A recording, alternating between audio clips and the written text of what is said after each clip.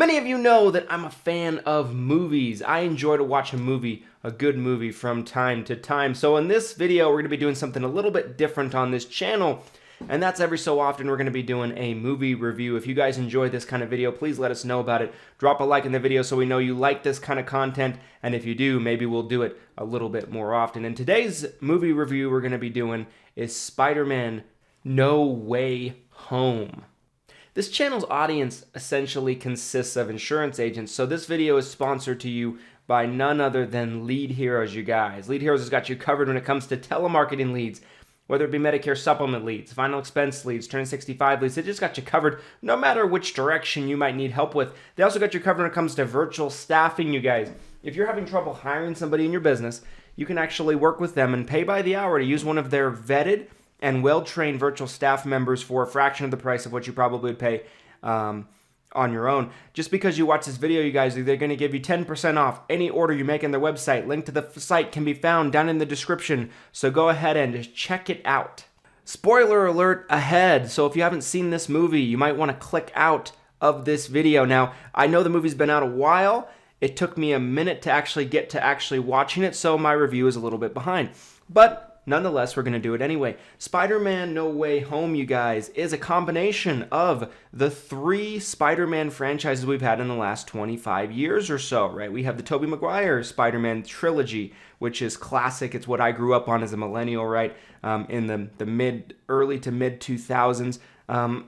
Those first two Spider-Man movies are probably near and dear to my heart because they were, in my opinion, the first really good superhero movies that I can recall seeing at that point in time. Before that, they were just kind of like goofy, cheesy, kind of movies. These were actually very high quality, high budget, taken very seriously. Storylines are fantastic, great villains, big time actors, just fantastic movies overall, and I love them. The third one, not so much, not my favorite movie at all. I thought that movie was, it's watchable. They're all watchable.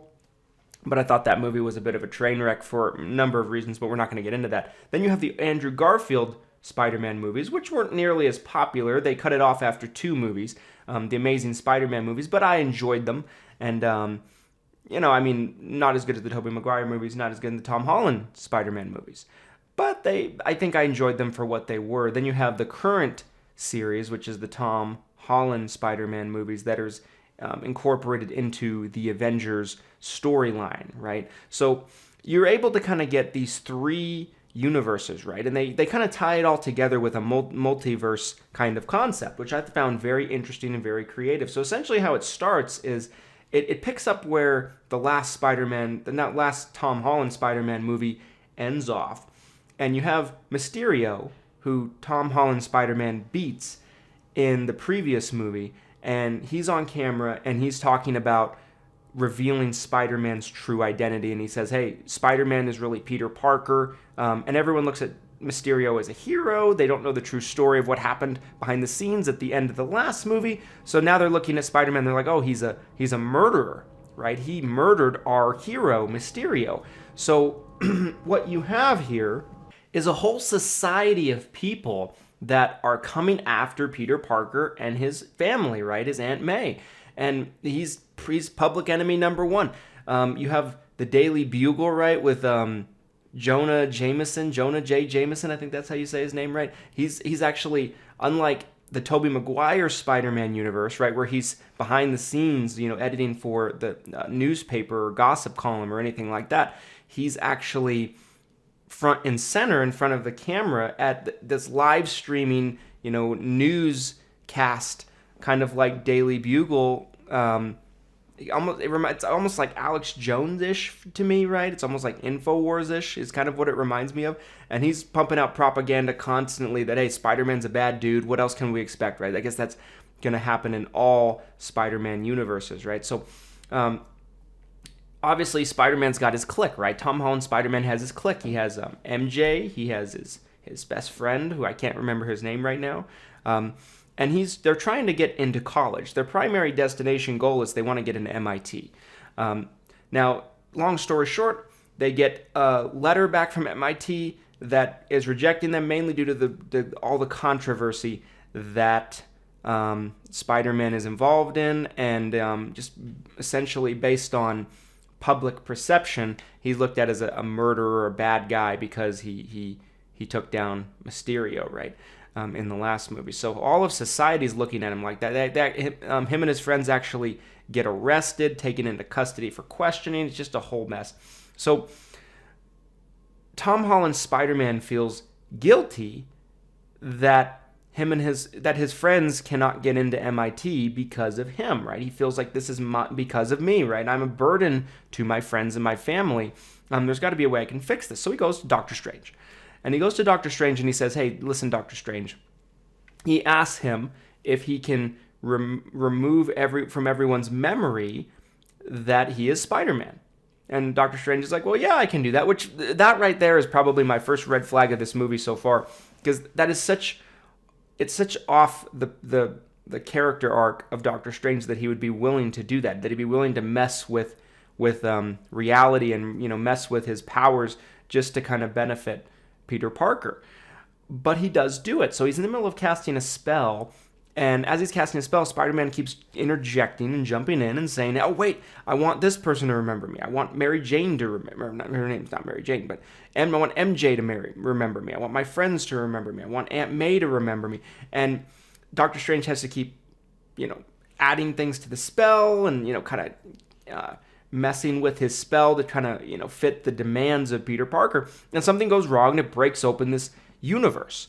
And what happens when he breaks into this universe is it brings all of the alternative universe Spider-Man characters, so the Amazing Spider-Man with Andrew Garfield, the Tobey Maguire Spider-Man movies, they start to flood in from different timelines, I'll have you as well, into our universe. And the first character we actually see that's a legacy character is Dr. Otto Octavius, right? Dr. Octopus from the second Tobey Maguire Spider-Man movie. And, they did a great job with him because he looks exactly the same as he did from the Spider-Man 2 with Tobey Maguire. And so him and Spider-Man have this really awesome little fight on the freeway. Tom Holland Spider-Man is trying to talk with an person at MIT that makes the decisions of letting him and his friends into the school. And Dr. Octopus shows up and starts attacking him. It's a big mess. She almost falls off the bridge. Spider-Man ends up saving him. Long story short, you have all of these characters kind of flooding in at one time, right? So you have Norman Osborn, right? You have Norman Osborn, who is Green Goblin. You have the Lizard, the Reptile, whatever you'd call him, from the Andrew Garfield movies. You see him, but you don't see him until he's in a cage. Doctor Strange ends up getting all of these legacy characters and these legacy villains in these cages. Their technology is much more advanced than these other universes. So he gets them in these cages, and what he ends up, proposing once he gets them all there, you have Jamie Foxx from the Andrew Garfield universe as well. His character, his villain ends up there, the electrical guy from the second movie. But you have all these villains. You have Norman Osborn, you have Otto Octavius, you have the Reptile, the Lizard, and then you have Jamie Foxx, right? They're all in these cages, and they find out through listening in to conversation between Doctor Strange, Tom Holland, Spider-Man, and his friends that, hey, these guys in their universes, you also have Sandman from Spider-Man 3. Most of these guys from these universes, their fate gets met when they get killed by Spider-Man through fighting Spider-Man, which is true, right? If you think about it, like Norman Osborn gets killed fighting Spider-Man, not by Spider-Man, really by himself, by getting pierced by his own glider. You have Dr. Octopus gets killed while fighting. Well, not really while fighting Spider-Man. He kind of has a change of heart. He goes to kind of save things, so he ends up dying for more of a noble cause, but he doesn't know that at the time. And so they start having this conversation, and these guys are like, wait, is that our fate? We're just going to go back and we're going to be killed? I don't want to do that. We don't want to do that. And Tom Holland Spider-Man has a moment of, guilt, mercy, whatever the case you want to be, and he wants to save these guys. So he wants to say, hey, listen, Doctor Strange, let's try to save these guys. Let's not just send them back to their arcs, which Doctor Strange accurately points out that is their fate. My biggest problem with this movie, really, and I really enjoyed the movie. It's a really great, entertaining movie. But my biggest problem with this movie is the push to try to save the villains and try to change their arcs, which it ends, and long story short, like I said, this is a spoiler movie, it ends up getting Aunt May killed, right? He tries to take all of them back to where him and Aunt May are living with Happy, use some of those Marvel technology, right, to try to get that reversed, and they actually do end up doing it with Dr. Octopus, right? Remember, Dr. Octopus has this chip in the back of his neck here that's causing him to hear voices and have the arms control him. They actually fixed that, so he ends up turning into a good guy, which is cool. But they try to fix Norman Osborn next. Norman Osborn turns into the Green Goblin. His personality changes. William Dafoe is fantastic in this movie, by the way. He was fantastic in the first Spider-Man movie with Tobey Maguire. He's fantastic in this movie, going back and forth with the personality change between Norman Osborn and then the Green Goblin taking over. He takes over. He fights Spider-Man, beats him to a pulp, throws a grenade that actually ends up killing Aunt May, hits her with his glider, and she ends up dying. So this is actually the first time we've seen in the Tom Holland character arc, other than really Iron Man dying, in my opinion, where he's really faced with any dramatic loss or dramatic tragedy. And you do see that in the other two Spider-Man universes, right? In the Tobey Maguire universe and the Andrew Garfield universe. So that actually, I think, adds a little bit of depth to this movie that we didn't have before. And all the bad guys more or less escape. And there's this box that Doctor Strange came up with that essentially, if he pushes the button, they all go back to their original universe. So they're all trying to find this box so that way they can destroy it, because they want to stay there and kind of rule that universe, because they don't want to go back to their universe and get killed by Spider-Man, right? The Spider-Man of their time.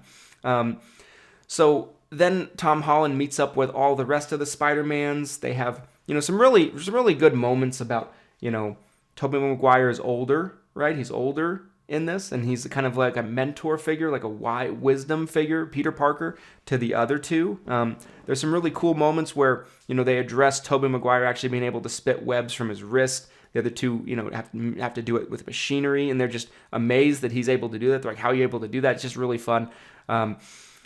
You also have some moments where they're getting ready to fight the bad guys, and Tobey Maguire, famously had some back problems in the original Spider-Man trilogy, and that was kind of well reported. You have this moment where Andrew Garfield cracks his back, right, when they're getting ready to go fight the bad guys. All in all, I thought it was a really, really terrific movie. I really enjoyed the movie. My biggest problem with it was I understand the point of, trying to save all the bad guys and not trying to kill them, but really, Doctor Strange was right in the very beginning, right? Because what ends up happening as a consequence of Tom Holland's Spider-Man trying to save these guys is Aunt May gets killed. And at the end of it, the consequence to be able to fix everything, because it's just so damaged in the universe, is that every single person has to forget that Tom Holland Spider-Man ever exists. Everybody. All of his friends, MJ, Doctor Strange, nobody remembers that he ever existed, right? So he's essentially like a ghost at that point. All of that could have been avoided if you just sent these guys back to their arc, back to their universes. And I do believe Doctor Strange was right? People got hurt, buildings got destroyed, lots of bad things happen because you try to save these guys that are really bad guys. I understand the point. Jamie Foxx didn't seem like his character was really, it didn't really seem like his character was really controlled by anything, like maybe a Norman Osborn or Otto Octavius. They hear voices in their head, so they were able to be saved. But Jamie Foxx just lost his power. He's like, oh, now I'm a nobody. But he actually had some bad intentions, you could tell. And so, I don't know, that's my only problem with the movie. I feel like that's a plot hole, a hole in the storyline that just kind of makes it dumb. If you kind of put it into perspective, it's almost like, who's a bad person, right? There's a bunch of terrorists, right? And we're trying to save them. We're trying to tie them to chairs and convince them that their ways are wrong. And they get loose, they get free, and they go and kill a bunch of people, right? That's the way I would kind of factor it. Overall, and although I really enjoyed watching the movie, I think it's got a lot of replay value. It's a really fun movie to watch. It's fun to see the three universes come together, especially if you've watched all three and you've been a fan of them. I'd give the movie a 9 out of 10. The only reason I don't give it a 10 out of 10 is just because that plot hole bothered me. But anyway, guys, what did you think about this movie? Did you like it? Did you not like it? What were your thoughts? Do you enjoy with any? Do you agree with any of my takes? Let me know in the comment section below. And again, if you like to see these movie reviews, let me know by dropping a like in this video. We might just do more of them. And until next time, guys, thanks so much for watching. Here's to your success and your abundance. Thanks, guys.